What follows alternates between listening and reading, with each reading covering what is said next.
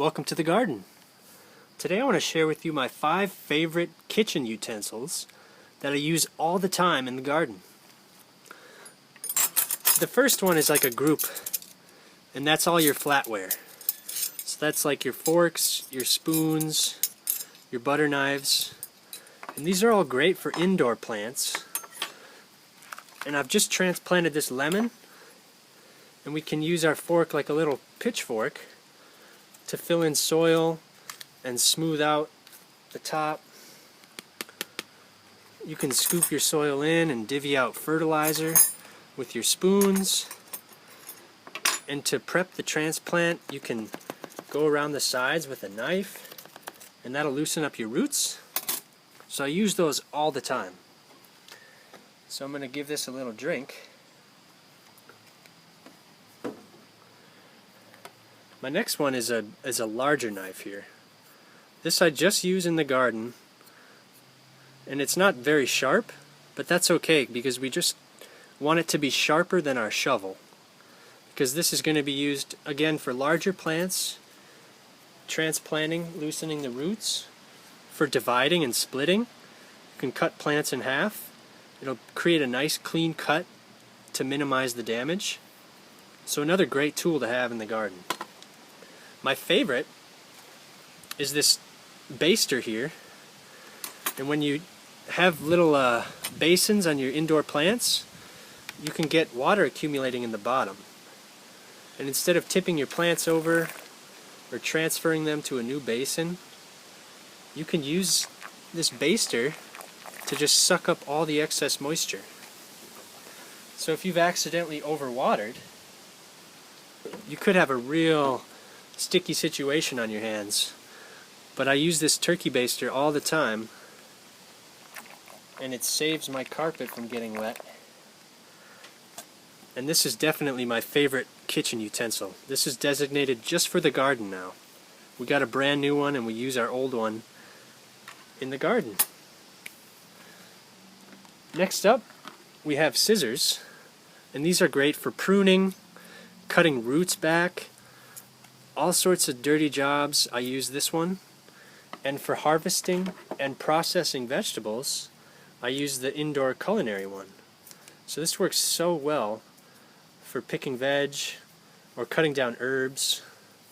So I use 2 different pairs of scissors in my garden. The last one is this colander, or this strainer. And I use it just like a basket.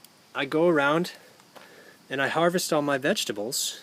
Got some tomatoes, some cucumbers, some broccoli, a pepper, rosemary, and some parsley just today. So I bring these inside and they're just ready to rinse in the basket. It's so convenient. It's one of my favorite things to use. So that's my top 5. But there are so many other things you can use from your kitchen. Paper towels are great for cleanup projects. Or you can germinate seeds, like these lemon seeds here, and grow a little lemon plant like this. So they look like this off of the plant, and they have a little leathery skin. And you can peel that off to expose the seeds like this, or just leave it on and let them protrude naturally, which they will. So I like to germinate these in a plastic bag with a moist paper towel. So I'll just add a little moisture to our paper towel here. And the plastic bag keeps the moisture in, and the seeds will germinate in no time. You could even put this in a sort of sunny spot and it'll get nice and warm, because seeds really love warm, moist areas. Just keep it open a tad to let it breathe. But that's a great use for a plastic bag. You can use tin foil on your indoor growing setups to reflect light. The shiny side is incredibly reflective, and if you have a grow light, you can use this to reflect light back to your plants. You just want to crumple it up and create a lot of reflective areas, because it can create hot spots as it reflects in like one direction when it's very even like this. So you just want to crumple those parts up, and you can use that for your indoor grow setups. I also use saran wrap or plastic wrap a lot. If you've got seed starts or you're planting straight out into a cup, you can top your cup like a mini greenhouse, and that way your seeds will stay really warm and moist. Or you can make little greenhouses for your plants like this.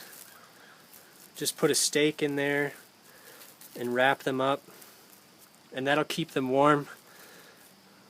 So that's a great use.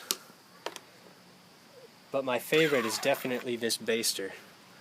This has saved me countless times when I overwater my plants inside. So I hope this has given you an idea on how to use kitchen utensils. And you can just pick these up at thrift stores, garage sales, anywhere where it's real cheap.